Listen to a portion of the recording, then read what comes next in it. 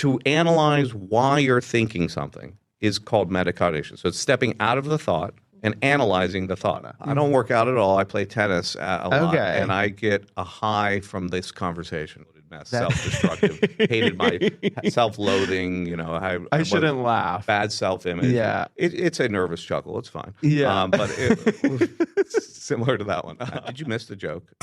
What the hell? Were supposed to laugh. What the frick, dude? That's like an awesome joke. I have heard so many people say that joke. Oh, really? Yeah, I never. So I didn't have a drinking problem. I had a thinking problem. I interpreted the world incorrectly, because it was supposed to serve me. If it wasn't fitting the box that I wanted it to fit, I was unhappy. She still wants to have it with dinner. Sure. And right now I'm going through that phase of my sobriety that I'm just so disgusted by it.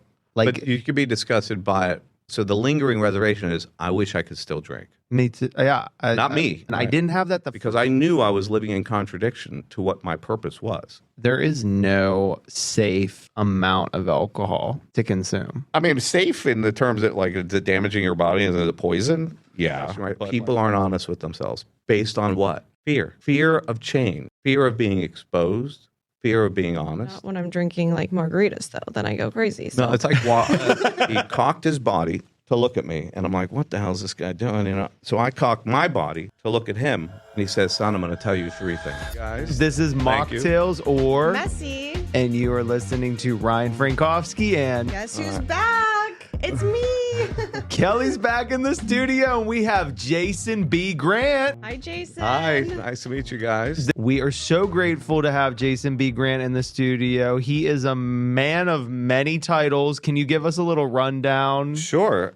So first and foremost, I am a sober individual, 5+ years, and currently, I own a company called Medici Importers Global, which is a boutique fine wine and food import company and distribution company, primarily focused on Italian products. Nice. And it's based here in Pittsburgh. That's wild. And none of it would have been possible unless I put down a bottle.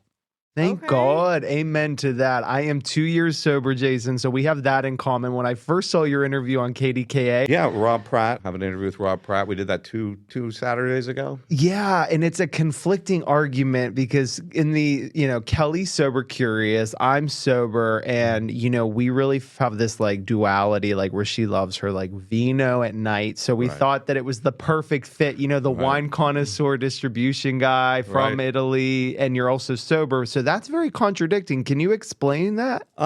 Yeah, I can explain it pretty simply. As a matter of fact, that Rob Pratt interview, initially it was supposed to be about my company, Medici, and I was, a little bit of promo, but it quickly turned into a conversation about sobriety, and for me, that was an easy, like, let's just forget about the company. If we can affect one person's life in a positive way, that is the ultimate kind of responsibility and contract with the universe that I signed when I became sober.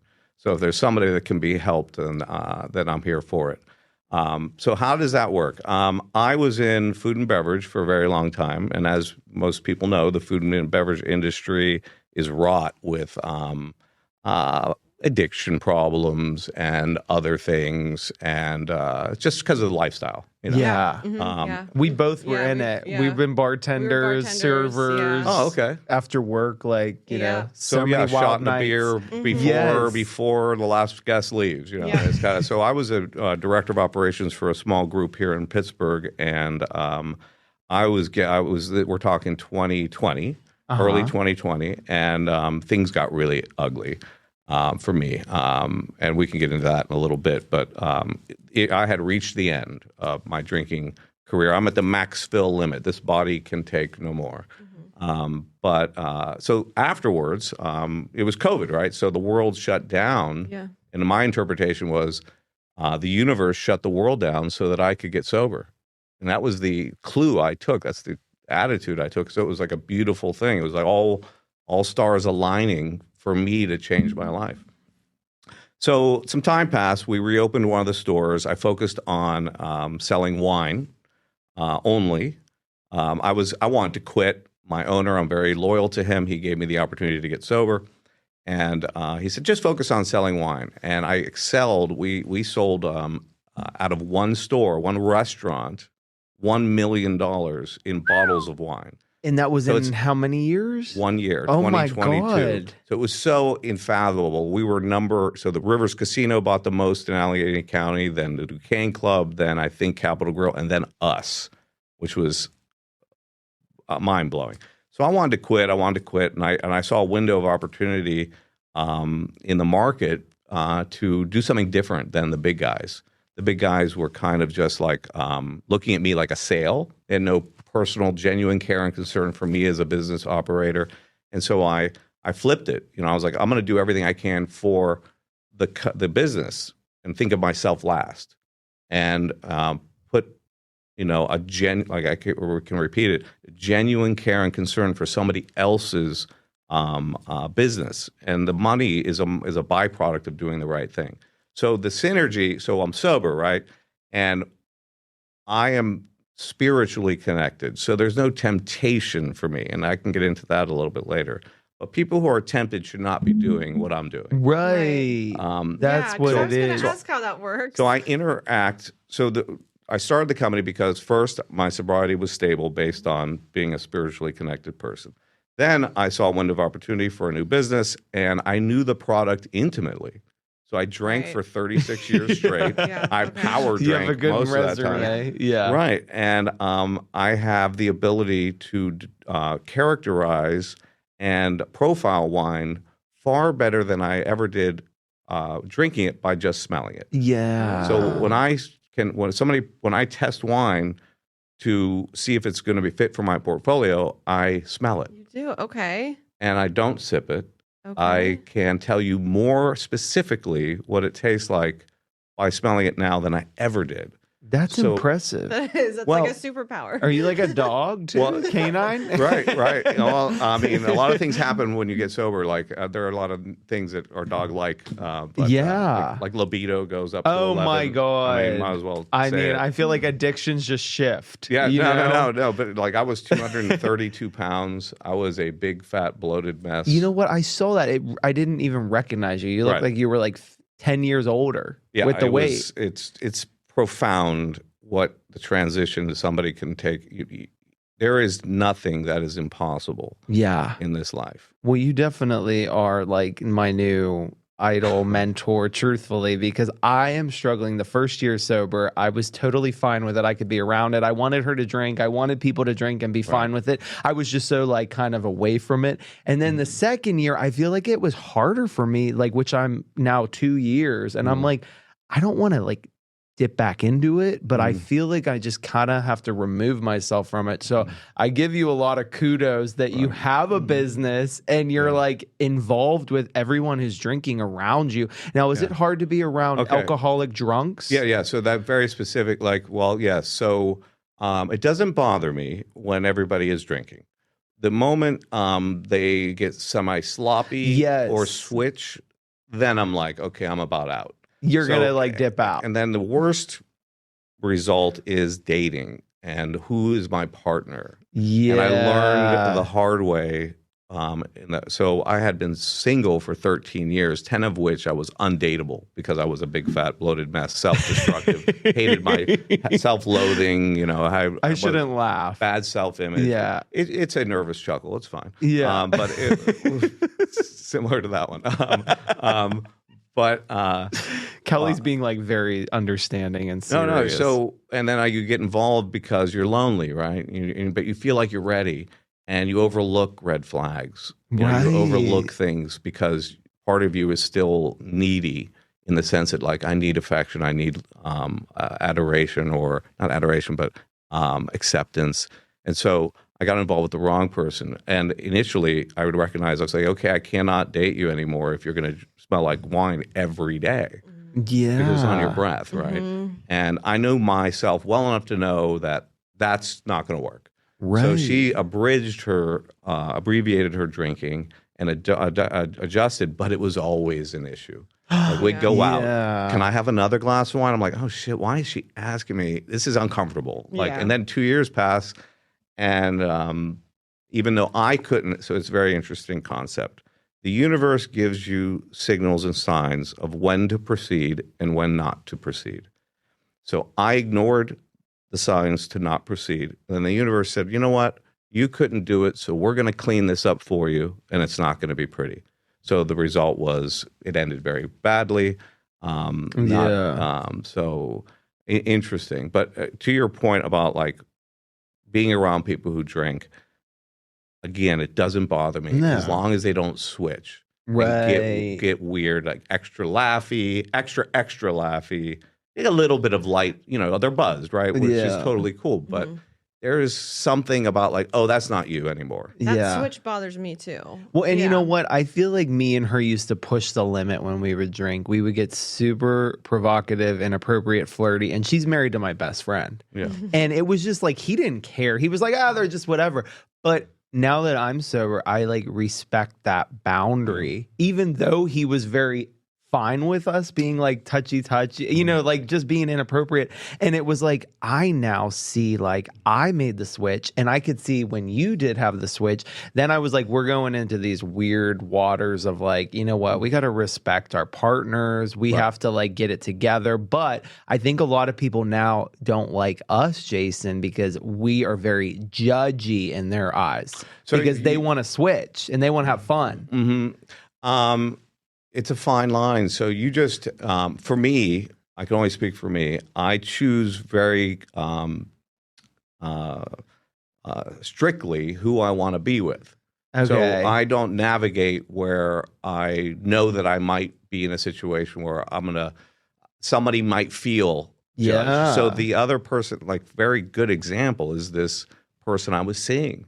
She felt judged all the time. Right. And it's unfair to her because I'm the one with the drinking problem. How She doesn't many have years one. sober were you when you started dating her? 3. Okay, so that's a long enough time. Yeah, it was. It was but it wasn't long enough for me to learn another, like, we're going to go like really down a stretch here. Like people repeat patterns. Yes. And so this relationship was another repetition, but it was new because it was the sober version. Yes. So now I took away from that relationship what I've been waiting to learn for my life, my entire life. Like it was a very similar situation where I ended up found her with another man. So I got my heart broken. But this time I didn't wallow. I replaced it with the learning experience. So I'm sober enough, clear enough, self-aware enough to say, why did I stay? And so, it's the growth happened versus regression or repetition. I love that. Yeah, we're all about that. And I am curious though, what was your final breaking point where you were like, okay, I have to be sober now?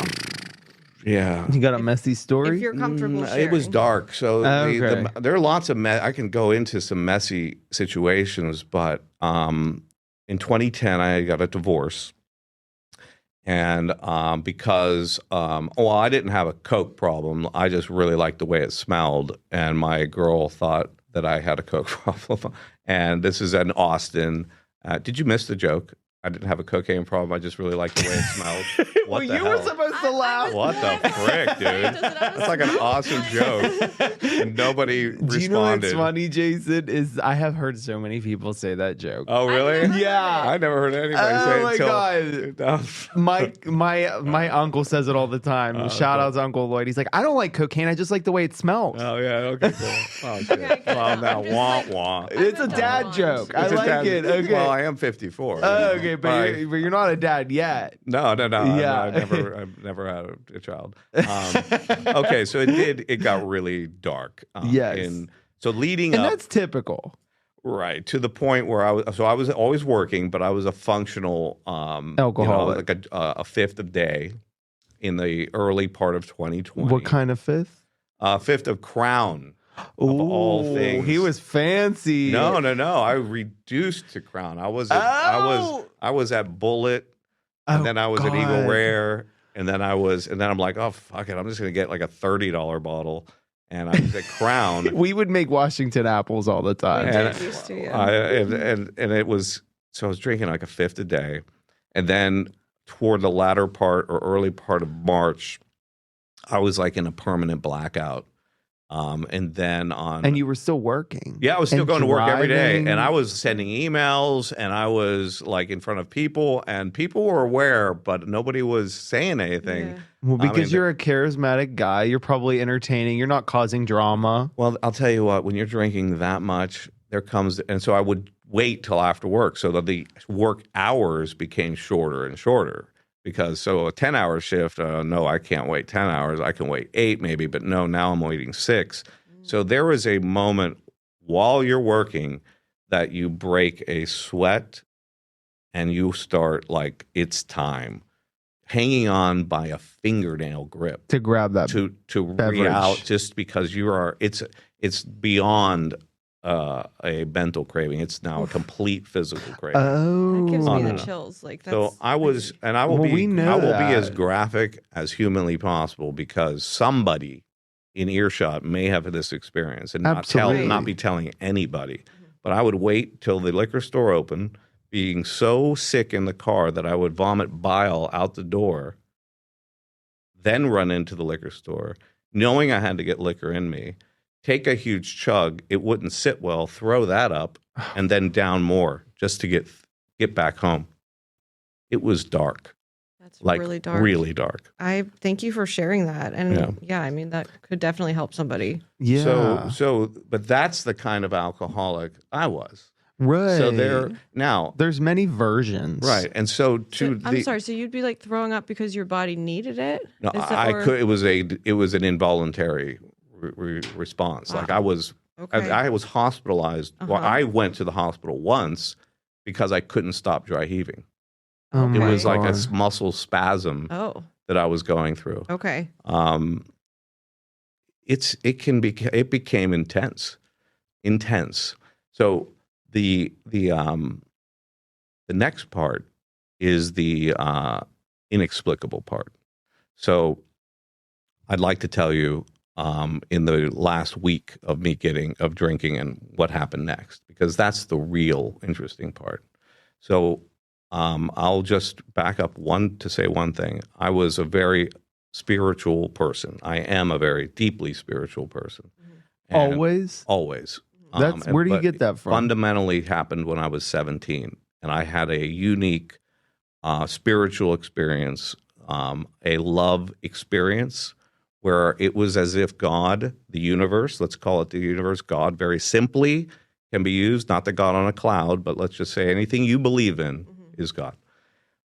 Gave me an eyedropper full, like he's like, okay, Jason is turning 17. There's this moment in time. Let me drop an eyedropper full of what life's purpose of, his meaning, and let him go. And I was unable to live it because I had none of the tools necessary to actualize what was given to me. So I lived a life for 30 plus years that resulted in a tremendous amount of suffering. Deep, profound suffering, guilt, self-loathing, because I knew I was living in contradiction to what my purpose was. Right. So here I am inside knowing there's something beautiful waiting to bloom, waiting to be shared, to share. That's the whole point. And it worked. It was alive for about 3 months, 4 months after this event, but then life just started piling up, and I had no idea how to navigate life. So all these years pass, and here I am in the last week of drinking, and I'm drinking a handle a day, plus a pint. The pint was just to get from the liquor store back home. A pint like of Yingling. A pint of Crown, Oh my God. and then a handle of Crown, Yeah. just to That's get a to the next lot. day Were you diluting it or were you just drinking it neat? from the bottle.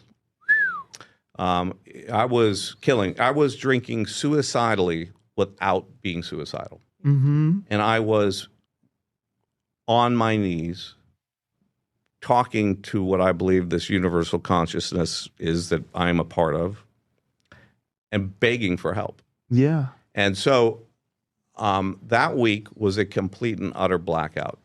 I had been introduced to somebody via phone that could help me by somebody else, by a friend who won't mind me mentioning his name. His name is Clint Hurdle. He's the former manager of the Pirates. He's my friend. He's like, I'm not in Pittsburgh. I can't help you, but this guy can. Was I he would sober? Huh? This friend of yours was sober? Clint Hurdle is the ex-manager of the Pirates, is famously sober for 20 plus years. Nice. And he's like, oh, this guy in Pittsburgh can help you. I would call this guy at 10 a.m. to meet him at 4. This is starting on Monday. I'd be drunk by 11, cancel the meeting, tell him I made up something about my grandmother. But on that following Sunday, after a week straight of drinking, I said, I must have said, but I was in a blackout, you have to come get me. And he comes to get me. I'm told. I was resistant. He drops me off at Mercy Detox. I wake up from Mercy Detox. Right up here. Right up there. I wake up unhappy in every way. Why am I here? This guy starts calling me. All right, I'm on the floor phone. Hey, don't worry about it. You're going to be happier than you've ever been in your life. Don't worry about it. Don't worry about it. And I'm like, what the fuck is this? I'm not picking up what this guy's laying down. I ordered booze from the park. It was COVID time, so I had my credit card number memorized the cell phone number of the GM at the liquor store. I already ordered booze from the detox floor. Oh, my God. 5 days later, he picks me up. Now, here's the interesting part. And who's picked you up? So his name is Tony. Uh-huh. Tony Barco. He won't mind me mentioning his name. He is a member of Alcoholics Anonymous, and so am I. Nice. He picks me up, and I'm like, he had a smiley face pins. He's like, don't worry, you look great. you look great. And he gets me in his car, and I was still resistant in every way. And then the next 2 minutes changed my life forever. He cocked his body from his driver's seat to look at me. And I'm like, what the hell is this guy doing? You know? So I cocked my body to look at him. And he says, son, I'm going to tell you 3 things. The first is you're never going to be alone another day in your life. And for some reason, that was exactly what I needed to hear. It froze and arrested the chaotic white noise of static that was going in my war zone of a brain and allowed me to be receptive and to actually listen to somebody else, because I'm a compulsive talker. Not like so much. I like it. But we can understand. We relate.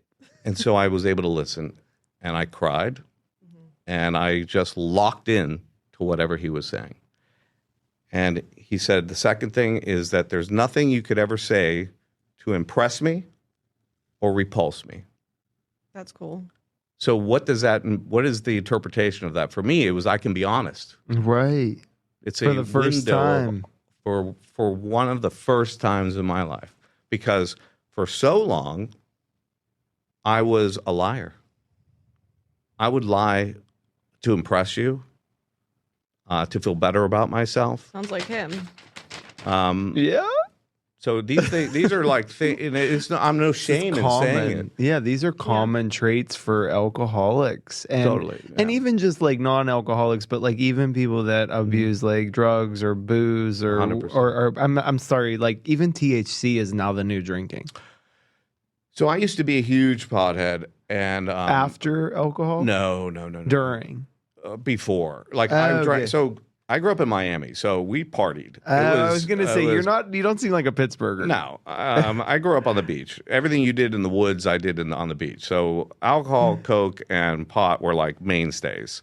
And so, one fell away before the other. So coke fell away first, then pot. Then the one thing I never thought that would stick around was booze, because because my body was never. I'm not like built to be a big drinker. That's why I gained 90 pounds. My body's not built for drinking, and that's why when I stopped, it went back to like normal. Amen. But let me finish the thought. That moment in time in the car was the last urge I had to drink. Wow. Prior to getting in the car, I wanted to drink. When I got out of the car, it never returned. So what happened? Tell me. Here's the thing. That God that's this part of the universe that I believe I'm this universal consciousness that I'm a part of. I believe my obligation that I knew back when I was 17 is to be somewhat of a a representation of, a human corporeal instrument of. And so when the suffering, I had done enough suffering, God said, Dink, you're done suffering. Now go help people. So, Incredible. So gives me the chills. Yeah, I know. I have the chills. You're a great storyteller. So the point is, it's inexplicable. So why put a question mark where the universe puts a period? There's no reason for me to kind of try and figure it out. Yeah. Why do some people struggle and relapse? I don't know. Yeah. I know that I'm here for my purpose, is to be kind, generous, compassionate, empathic, honest. As honest as I possibly can be. I still am vain. I can't seem to shed that one, and I still crave. I mean, we're all humans, right? I mean, is this a hair commercial? I feel like I'm in a hair commercial right now. No. But here's the cool thing, though. If we endeavor to evolve for the rest of our lives, a little bit at a time, right? So a little bit. We can do no wrong, really. The only bad decision is no decision at all. Right. So I don't regret anything. I needed every nanosecond of pain that I inflicted on others, as well as myself, to get to who I am today. So there's no other, and it could have been no other way. Life, or your entire life, every nanosecond of it brought us to this conversation. Dominoes fell just exactly to here we are. And I agree. And it could have been no other way. So to think, I shoulda, coulda, woulda, it's insanity. Yeah. It's stupid. It's ridiculous thinking. I should have done this. I should have done that. You didn't. So why second guess it? Yeah, we have to go through these things to really kind of appreciate, the foundation to where we are today. I know that Kelly is sober curious. I'm sober, and I definitely am inspired by that story because, I'm definitely just tempted a little bit here and there because I was like, I've only had like maybe 5 problems in my life. Like, I woke up in jail, or I might have had a fight with somebody, or maybe I was 40 pounds overweight. But then you kind of get to this point where you hear your story and you're like, you need to get it in check now because you never know. So like, thank you for opening up and sharing something that is very, where did you kind of, I mean, Kelly, I'm sure you have a couple questions regarding his story. I mean, absolutely. I have so many questions. You go ahead. Well, I just think, where did you get to the comfort level to be open about it? Were you always open? Immediate. Because here's the I think of things in a very global way, like to the nth degree. Yeah. So I needed help because I was on a death path, and somebody said yes to me. So my immediate impulse is to help somebody else. Absolutely. So you only get to keep what you give away. Yeah. So, and I will say that when you say, okay, people have like, they're overweight or they had a few bad run-ins and there's like, some warning signs, alcohol's been involved with some problems. For me, I was bankrupt spiritually. And so, and emotionally, mentally, so there was any warning signs of that those things might be ahead or coming or happening a little bit in your life.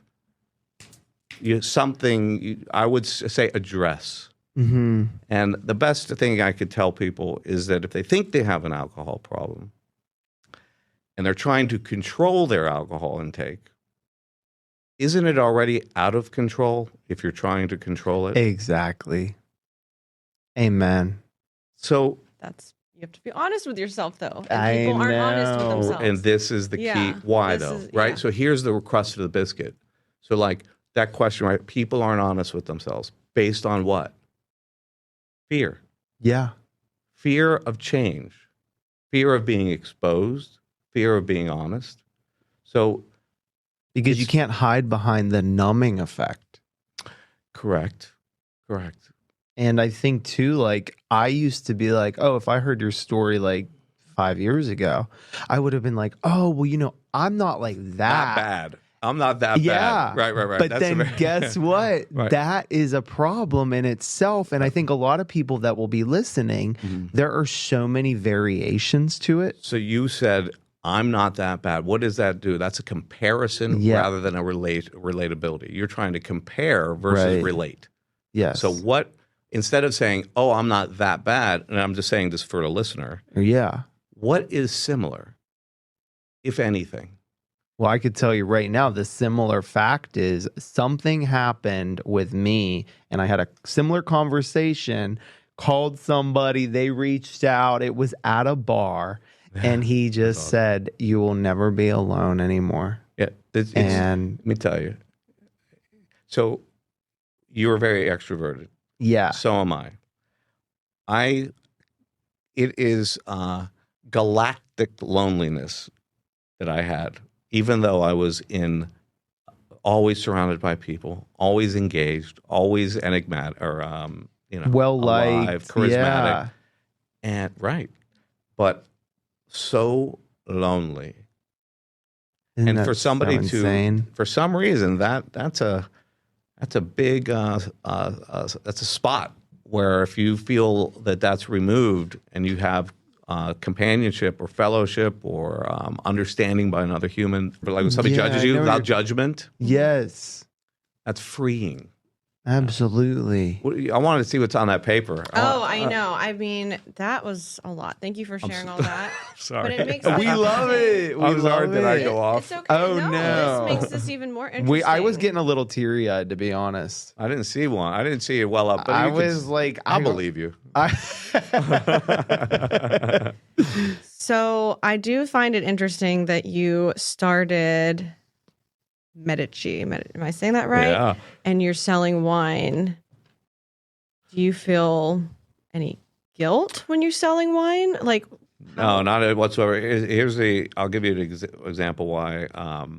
So I guess I don't bring it to the same extreme as like if I was a heroin dealer, right. but I could understand where they're coming from. because it is ethanol, alcohol. No, I'm saying it is your choice. Right. So Okay. I sell, of the people who imbibe in my products that I import, I would say a very small percentage are alcoholics. Mm-hmm. And as was I, it's my personal path. Mm-hmm. If I wanted to drink, there's nothing that could stop me. And if I wanted to stop drinking, there's nothing that could stop me. So I don't feel guilt at all. No. Mm-hmm. That is on that side of the table. If you're, it's everywhere. It's, other people treat it as a commodity, other companies. I don't. I'm a storyteller and I represent families, but it's still something that I can choose to pick up or choose not to pick up. And that is the choice that everybody makes on their own. So no, I don't feel I guilty. think knowing the statistics and even like there is no safe amount of alcohol to consume. I mean, safe in the terms that like it's damaging your body and the poison. Yeah. But like safe as far as like, so I have a friend, you could say he drinks alcoholically, but he's not. Okay. Like this guy's 84. In front of him at dinner is a white wine glass, a red wine glass, and a martini all at the same time. Right. And he's like, fine. And he has a beautiful outlook on life. Yeah. And it's just different strokes for different folks. It's so personal. Right. So whoever is listening, that if you've got an issue. Oh, for sure. I mean, I don't even want to be around it right now. And I feel like that's my issue right now. Well, then don't be. Yeah. I mean, that's kind of why we wanted to open up about it because she still wants to have it with dinner. Sure. And right now That's her I'm right. going through that phase of my sobriety that I'm just so disgusted by it. Like, But you could be disgusted by it yourself. But Yeah. are you disgusted by it when other people? We talked about this. maybe so, I'm yeah. a little envious. So that right so now. so that may be a lingering reservation. you have. Yeah. So you're not. So the lingering reservation is, I wish I could still drink. Me too. Yeah. Not me. I know. I know. I'm I talking guess about I'm you. like I'm listening and I'm like, yeah, I wish I could, but then I Right. didn't have that the first year. That's a process, right? Yeah. And I would do. I would be rigorously self-aware to think, why am I Yeah. feeling this now? So there's a thing called metacognition. I don't know if you ever heard of it. So I didn't hear it till recently. When you're thinking something, so the genesis of a thought, right? So all of a sudden, like you're feeling, all of a sudden you're like this, you have this small angst when you see your friend have a glass of wine. You're like, that's making me feel a little weird. Yeah. Kind of like I wish I could have one. Then stepping outside of that thought and saying, why am I thinking that? What is happening in me that I'm thinking that? Yeah. Like, am I uncomfortable? Just to analyze why you're thinking something is called metacognition. So it's stepping out of the thought and analyzing the thought. Mm-hmm. So this That's is a good way to put it. well. So this is the difference between somebody who's self-aware Yes. to a degree where they can effect change in their thinking. Mm-hmm. So I didn't have a drinking problem. I had a thinking problem. I interpreted the world incorrectly because it was supposed to serve me. So if it wasn't fitting the box that I wanted it to fit, I was unhappy. But knowing that I only can control this small circle that surrounds my body and the way I think, and nobody else or nothing else, that realization has quelled my anxiety, my overworking brain. I don't project into the future because it's not here. I don't try and rewrite the past because it's an exercise in futility. I try to live this exact moment in time, just like I said before, because this now with you is comfortable and perfect. So if we collect and link the nows together, it's always good. Yeah. When I walk to my car, I'll be thinking positively. I'll reflect on this conversation. When I get in my car, I won't be angry at the driver in front of me because there's no point in that. Right. So every now can be good and comfortable if you make it one. Mm-hmm. I feel like I need to listen to that every day because I like know. that just made my anxiety levels go down just hearing you say that, like, because it makes so much sense, Right. but I never thought that myself before, Like what we're you know? saying next, like the conversation is going to go where it goes. Right. I was a little nervous coming in, right? A little, but a lot told less than us. I ever was in my past. And now that the conversation is going, we just fly Yeah. because this is all it's about is flying. Yeah. Untethered by anxieties, fears, self-doubt. All that's for the birds. Yeah. I'm done. I love what you said. Like, just kind of get out of the thought. Like, remove yourself. Zoom out. Like, I'm almost That's thinking right. about like a movie. Like you're That's right. watching your own Yeah. movie. What are they? Yeah. Yes. Zoom out. I think of it that thought way too. bubble. I think of it that And way you're too. like the little person, yes. Ryan or Jason or Kelly. Why are you feeling the need to drink now Right. that you didn't have that Right. like a year ago? Exactly. It's called self-awareness. Yes. In the moment. Right. So this is what happens to people. They don't arrest their thinking in the moment. It just like kind of happens and happens and happens. And they're like, then angst arises and you're like, well, what's going on with me lately? Well, arrest it as it's happening Yeah. and collect yourself and pause and analyze and say, it's something will most likely be from an old pattern of thinking that was before you stopped drinking, like an old anxiety, an old like insecurity or old self-consciousness, like, oh, I'm self-conscious about this. Maybe I'm not fitting in anymore or something just silly. Yeah. You can get to that point if you think about it. Amen. Yeah. You are so wise. No, I know. None of this happens. Listen, Overnight. no. I mean, 90% of what I'm saying, maybe 75%, was handed to me by somebody else. But the difference between being handed information and using it is like shoe polish, right? It only works when you apply it.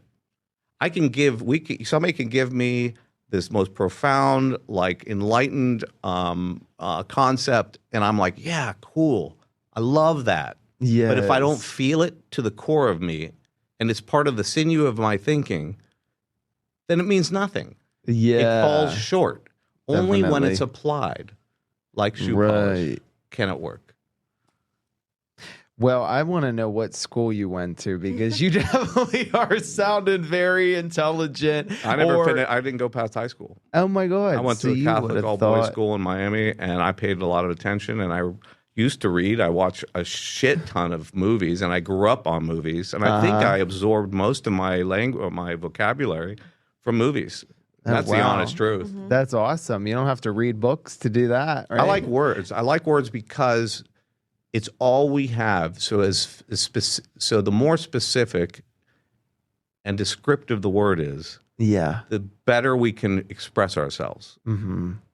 So if you know what I'm saying? Does that make sense to you? Yeah. Like I can relay an idea and a sentiment to you better if I use the right word. Right. Yeah. And if you have a we limited, struggle with our words. yeah, we do. Yeah, I mean, we have like a limited vocabulary, but we're honest about it. You know, we do like to talk about like learning from somebody that like has gone through certain parts of their life, like yourself, and like kind of also apply it to our own life, like you're saying about the shoe polish. And I know, like myself, I want to learn more about how you are kind of dealing with this whole like transformation of people like talking about like, oh, alcohol's bad for you, like the sales are down, Gen Zs are like taking out the equation, bars and restaurants aren't selling as much. Yeah, I think it's ebb and flow of lifestyles, right? So like I guess look at the 60s, everybody started dropping out and taking acid and smoking weed. Yeah. And it's just it's a cultural trend. And I'm okay with it. I mean, I'm okay with it. I think people don't want to be like the generation before them. So they're like, oh, it's not cool to smoke cigarettes anymore, but I'll vape. Speaking of which, I'll take a vape break in a second. But I think it's natural. Like I don't have an opinion that it's like bad or good. I think it's if anybody's making a healthy choice, then it's a good choice. Right. But it may change, I mean, for sure. You make a good point. Yeah, I think it's just a cultural shift. It's not like anything specific. I think it's people don't want to be like their forefathers, their fathers, parents' generation, and if they see them sitting around a table drinking multiple bottles of wine, they're like, oh, we're going to do something different. And wine to me seems like the classiest of the alcohols, right? Like it's paired with a nice meal, or you feel like she's never been like into liquor or beer, but like when it comes to wine, like she's like, I like my wine, Kelly. I think it is that feeling like, oh, I'm sipping my wine, and like I do like the taste of it. I don't like the taste of beer. It's also a different buzz. It probably it's a vapor is. buzz. It's called the vapor buzz. I feel pretty like in control when I have wine. I mean, not when I'm drinking like margaritas though. Then I go crazy. So. No, it's like it's like walking in a warm vapor trail. Like, that's what I remember. My feeling about it. Okay. Yeah. Like do you miss that feeling? No. You get a dopamine high from working out and going to the sauna. I don't work out at all. I play tennis a lot, and I get a high from this conversation. That's amazing. So my ultimate purpose in life is to find happiness, peace of mind, and serenity. So I actively meditate every day to be in more aligned conscious contact with my understanding of the universe. So there is no better high than feeling in harmony with your thoughts and actions. Yeah. How long is your meditation when you do it? Yeah, so I was introduced to it 6 months ago. Okay. When I went through like a hard time. It's the first hard time since I was sober. And what was that? When I found my girl at somebody else's house. Oh, so this was recent. Yeah, summer. Yeah. July, early July, on almost our 3-year anniversary. Or no, 2-year anniversary. And I told my friend, I need a hug. He's like, come on over. He owns a pizza shop. He's like, come over to my house tonight and I went through a 45-minute guided meditation and was addicted. And then I've done it every night since. And when I do it, Kelly, it's about 20 minutes to 40 minutes. But I only do a certain amount of positions or techniques. Yeah. But when I go to his house every Sunday, it's that hour long. And so it's another way of getting closer to that self-awareness. It's another tool. I mean, I've always wanted to meditate, but I feel like I'm not patient enough. Yeah. Me neither. I do. I understand what you're saying. You couldn't take us through like a 30-second thing, or is that not enough time to like get? I could explain. Sure, I can. I don't want to sit down on the floor to do it, but I will tell you. I stretch quietly. I light a candle. I stretch quietly for about as long as I need to. I sit in a cross-legged position. I rest my hands on my knees, and for the first 5 to 10 minutes, I'm just breathing. In through the nose, out through the nose, chin down, eyebrows slightly raised, trying to focus on a single point of focus. Right here. You have your eyes closed, right? Eyes closed, eyebrows slightly raised, chin down, and trying to go on a single point of focus at the third eye level, which is right about here. And I just breathe in and breathe out. Thoughts will come. Let them come. Let them go. Another thought will come. Let it come. Let it go. Don't harbor in it. And just breathe in, and slowly the breaths will become deeper. In through the nose, out through the nose. Don't hold it up the top of the breath. Just let it go out naturally. And in time, this rhythm will just start to go a little bit easier. The thoughts will be less. Now, after 6 months of every night, I still have thoughts, but they are less frequent. There may be 3 minutes that will pass at a time where there's no thoughts, which is where I want to be. I know what that feels like. That's amazing. That sounds No, it's really amazing. good. So it's amazing. I would love to figure out a way to do that. You know how you do it? Start. Uh-huh. So everything is an excuse. The only reason you're not, if you're at all interested in meditating, just do it. And if you don't, that's on you. You know what I did that's do part of being it honest with with yourself. classes. Yeah. Like they would have them at Equinox, and it would be like people would be like, "I'm not gonna waste my time with that." Like, there's no workout, there's no yoga, there's no Pilates, and I was like, "No, this sounds like it's forcing us to get centered in this environment that is serene. It smells like eucalyptus, whatever it may be." But that was the first time that I really got into it. So there's no point in time where you're closer to your God, whatever you believe in. I'm just saying, whatever you Buddhist. believe in, whatever She's something. spiritual, I don't really know what I am. Yeah. whatever your belief. If you believe you're part of something bigger than you, Are you Catholic? no, Okay. I'm spiritual. Yeah, I'm your not law of attraction. I'll never be a box in a religion. Are I you take the pieces- secret? Huh? Do you follow the secret? I don't know what that is. Okay, it's a lot of the vocabulary and the words that you're describing are affiliated through the secret. It's the book. Oh, I would like that book. You yeah. would love it. The Yeah. law of attraction. It's pretty life changing. It was on Oprah's book list, and I know I sound like dating myself, but it was when she was doing this show back in the day. Yeah, I mean, yeah.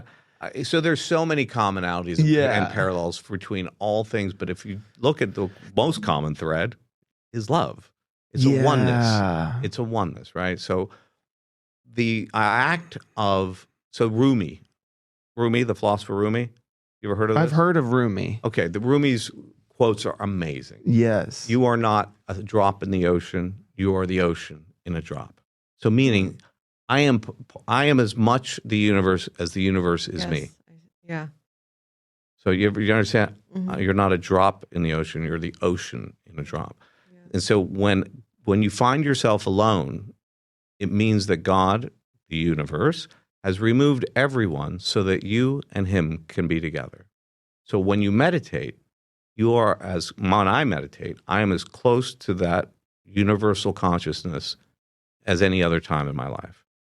So I want to keep coming back because that's home base. That's home base. Home base is grounded, centered, focused.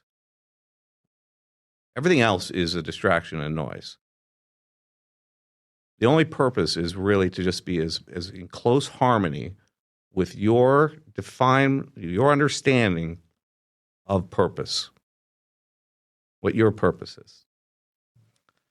Damn. That is a lot to digest in the best way possible. I'm sorry. No, Listen, Jason, we are we didn't know so what to happy. I'm sorry. I only know one direction, and it's Oh deep. my God. Never apologize. So, like, you were barking up the right Kelly, alley. imagine like going on dates, right? Right, And yeah. people want to talk about bullshit. Yeah. Like, what's your favorite color? Do Yeah, you I like know. spicy food? I'm like, who the fuck are you? I'm What do done. you like? What drives Yeah. you? What's your passion? Right. Do you believe in something bigger than yourself? Yeah. I can't do small talk. I can't either. love it. I can't get hot for No. you unless you have something going on like deeper. you know? Right. That is impressive. That is a good way to put it. I feel like as a realtor, I have to like do small talk. Oh, I do too.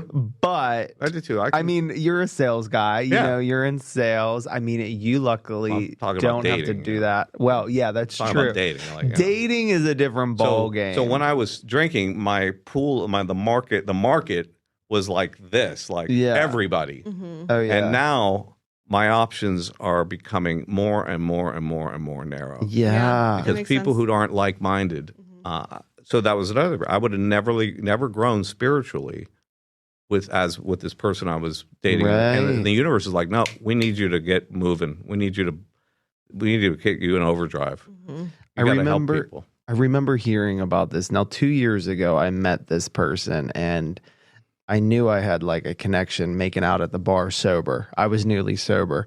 And, but I was like very protective of my sobriety because it was so new. I'm like, they probably like to party. Mm-hmm. Yeah. I'm going to get their number, but I'm not going to entertain this. Yeah. And then Smart. literally a year later, they're reaching out to me, watching Mocktails Are Messy and Yeah. asking, what kind of mocktails or non-alcoholic beverages do you recommend? So The universe literally listened to this. I Beautiful, yeah. wanted that person, but I didn't want to sacrifice, like you said, about the smelling the wine on their breath. Yeah, you know your limits, right? Yeah. And it's really smart for somebody early on to protect themselves. Yeah. To not date really anyone. Yeah. And I'll just backtrack a second. Like, I didn't get sober on my own. You got sober with that guy in the car. Yeah. So I was introduced to Alcoholics Anonymous through this guy, but I am not a book thumper. Like, I'm And- not a guy who's like, this is the only way, the way. No. The first line of You're the not a book, teetotaler. No, I'm not. The first line, but I was delivered the message that has been passed on since the 30s that have helped more people get sober than any other thing in the world. And So can it's you the give most us successful that? program in the world. And I really want to make it public when the people like me and you that really want to share this like life-changing, like I think she even thinks to herself, she's like, gosh, like I'm sober curious. Like I just like wish I didn't enjoy like a glass of wine on a Friday night because you say even after 2, she feels like kind of shit the next day. Yeah. Well, so sober curious, like this is a good, and it's a question for you. It's more of a lifestyle choice than a life or death choice, like it was for me. Yeah. So being sober curious is fine. Just it's like when you say, "Oh, I'm going to drink less," it's not because it's out of control. It's because you're deciding to treat your body differently. Yeah. You know, is that right? Am I right? Yeah, yeah, It's more of no. a question. That is my thought is like I want to treat my body as best as I can. Yeah.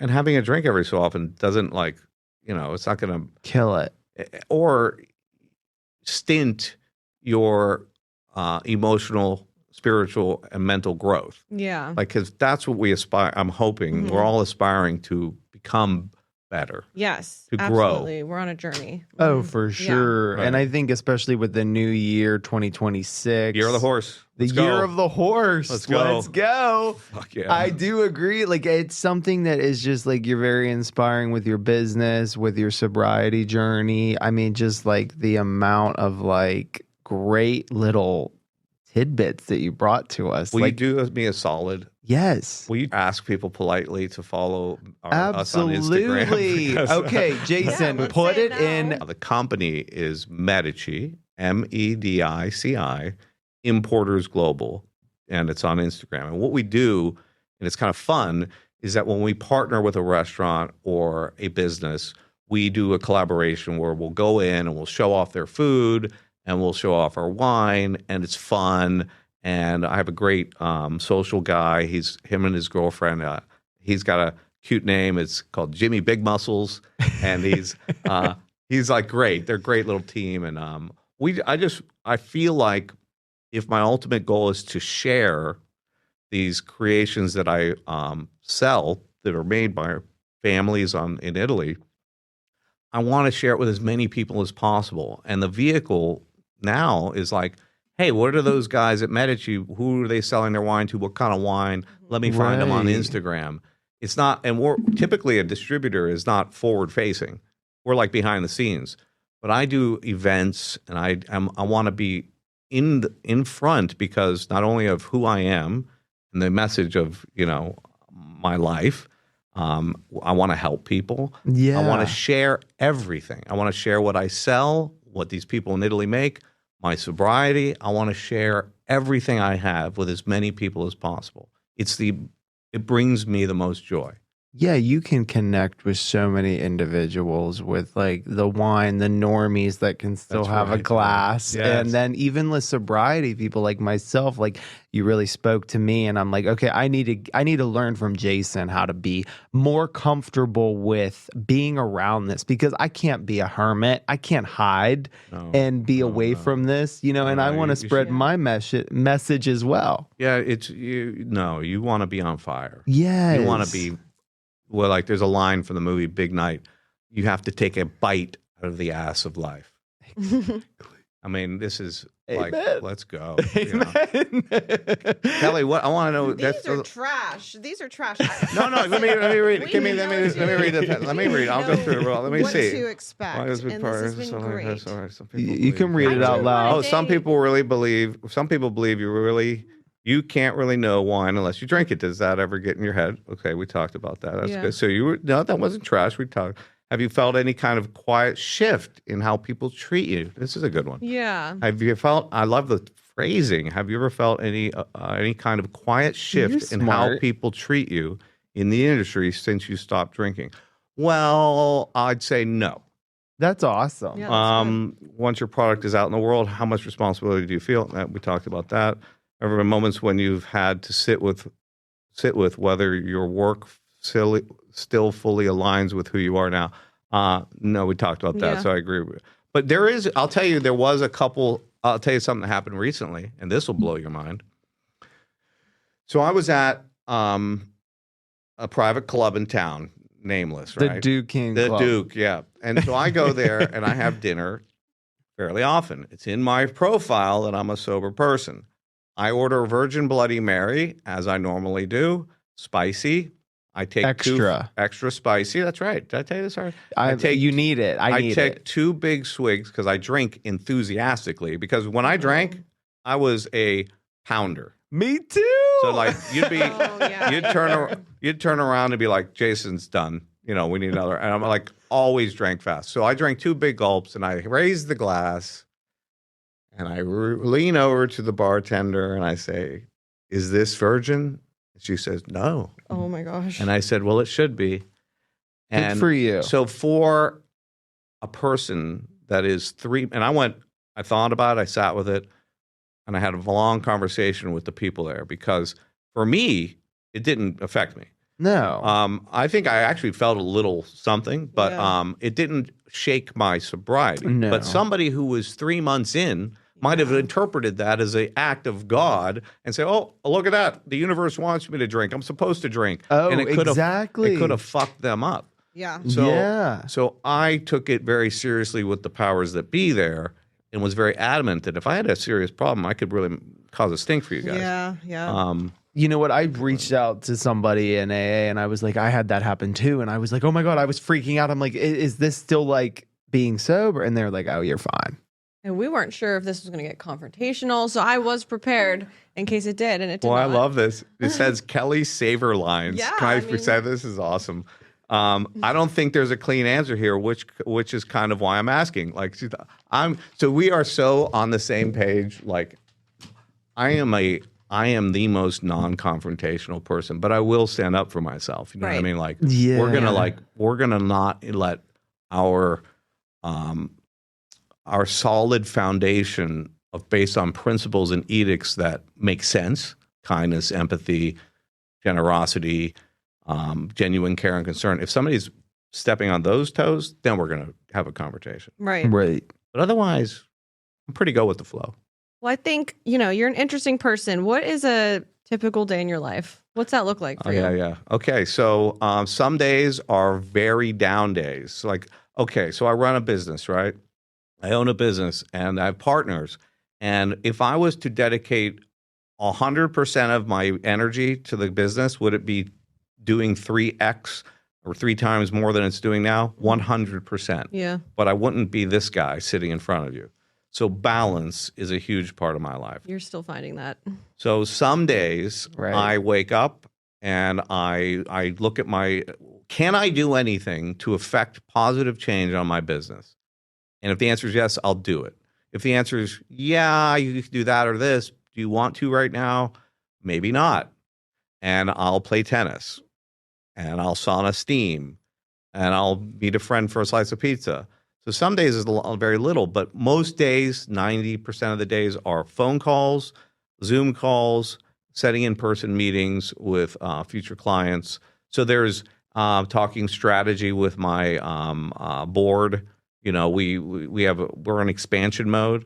A private equity firm is buying a piece of my company, which is going to transform my portfolio overnight. Can we start a non-alcoholic wine brand? Yeah, hit me. Yeah, I mean, I would definitely. We're dying to get involved. There are no good they're dry. Not. Yeah, so they are all taste sweet like grape juice. So yeah, the non-alcoholic wine thing, it's like, I don't like, so I'm a mocktail drinker, but I want a mocktail that doesn't remind me of booze. Oh, see, That's a good point. well, you know what? So Yeah. I don't want know, a maybe fake, I don't want a non-alcoholic gin. ask me. Well, let me ask you this. Like, is that my problem? Because I love that, like, spicy skinny margarita with extra spice. I love the fake tequila. I think it's just maybe that's my problem. Okay, I'm going to tell you something. Some guy, he knows I like mocktails. And he's like, oh, you got to try this canned thing. And it was like a mezcal thing. And I'm like, I took a sip of it. I'm like, dude, that fucking tastes like tequila. Why the fuck would I want something that tastes like tequila? That's what I think too, yeah. And so that would, if I wanted something that tasted like tequila, that means I still want tequila. Maybe that's my problem. So, like, I mean, that's my thinking, though. Yeah. Okay, if you loved the fucking flavor of bourbon, but didn't love the buzz, then I would say, okay, maybe you should drink alcohol as bourbon. But if you, I didn't like the buzz because I felt tired. I felt like, no, you must have loved the buzz because you drank for a long time. Oh, you're right. You definitely did. I Hold the loved phone now, it. let's get real. I did. So by me drinking something, you're calling me out. by me drinking something that is so close to the alcoholic drinking minus the alcohol, like, makes no sense. Like, so for me, because I have a friend, he's sober 7 years. He likes this place in New York called Spirited Away. Okay. It's like gin that doesn't have alcohol. And he's a doctor and he's cool about it. So I can't judge I don't judge anybody. Yeah. But I think I'm that's just talking my about thing. me. Yeah. But I like mocktails that are like exciting and savory. Like what's that place? Pusadis Garden. Pusadis Garden. Yeah, they had a really good. I was like, the first time I got turned on to a mocktail that I was like really enjoyed, and it was like coconut milk and camphor leaves, and like I was like, what the fuck? But I drank it so fast that I spent $40 on 4 because it was like so fast. I drank them so fast. It was like, but I love. Is it a lot of sugar in there? No, so that's what I don't want. So I don't. When somebody's like, "Oh, hey, can you make me a mocktail?" 90% of the time, you're going to get fruit juice and sugar. Yeah. Right, and that's a mess up. That's a cop out. That's like that. I don't care that you are a non-drinker. I'm just going to give you something to pacify you and shut you up. Something easy for the well. I got simple syrup and cranberry. No, dude. Mm-hmm. Well, see, I'm a chugger like you back in the day when I was drinking. And, I just like wanted to down it. And so for me, if there's a mocktail that has like that bitter, like stiff, like almost kind of like alcoholic taste, I'm not going to guzzle. I'm going to sip. No, I can't sip anything. You can't sip even when water, it's even when coffee. it's strip or spicy or whatever. spicy down. I'm an ingester. Do you burp? The only thing I said, no, it's a little bit sometimes. But the only thing I do sip because I drink so many espressos. Oh, I love that. Are you a caffeine addict? Yeah. Matter of fact, if I was wondering why I got a headache 2 times last week. I was like, had a blistering headache at 3 o'clock. I'm like, oh, I didn't have coffee today. Yeah. But, you know what? I'm all about like trying to take it out of the equation for so many months because I do love caffeine. She knows this about me. And I feel like in some ways I'm like, oh my God, I'm nervous. I'm shifting my addiction. It's like, is it sex now? Is it coffee? So like it'll always weed? be. So sex is very interesting. If we could just for a second. So if you've had sober sex, I'm imagining. Oh my God, so much better. It's different. Well, I mean, I miss that like wildness in the beginning, but like actually in the middle of it. Was the other person sober too? Yeah. Okay. So I've had both. Yeah. And it's definitely better when both people are sober. Yes. Like 100%. Right. Because you don't matter want of fact, that I get sloppy. like kind of like tripped out if they're like a little over than just buzzed. But yeah. Know thyself, right? So it's like a really powerful, incredible connection when it's the right person. Yes. First off, which is sometimes worth the wait. You know, there's a difference between getting off and getting with somebody that's really a the good chemistry. match. Yeah. Yeah. What do you think about sober sex? My mom watches this, so I want to hear that. We used to go into like so much more detail. Now she's like a regular. We're impressed with your business. We're impressed with your spiritualness and just like your wisdom with you can educate us. Like learning about how your business affects you and your sobriety and also like who you are as a person. If you had one piece of advice to give somebody from today and what Jason Grant is all about, what would it be? To take a leap of faith and be honest with yourself about all things. Honest with yourself about what you're doing for a living, how you're living, how you treat other people. Just take a moment to breathe and put down the bag of bricks that is your representative, your ego, and do a little self-analysis and say, am I doing what it feels right deep down? Just be a little bit more honest. That leap of faith, but being honest with yourself. Amen. Thank you for coming Amen. on the show, Jason. Thank you, Jason B. Grant. This is Ryan Frankowski and Kelly Muskorski.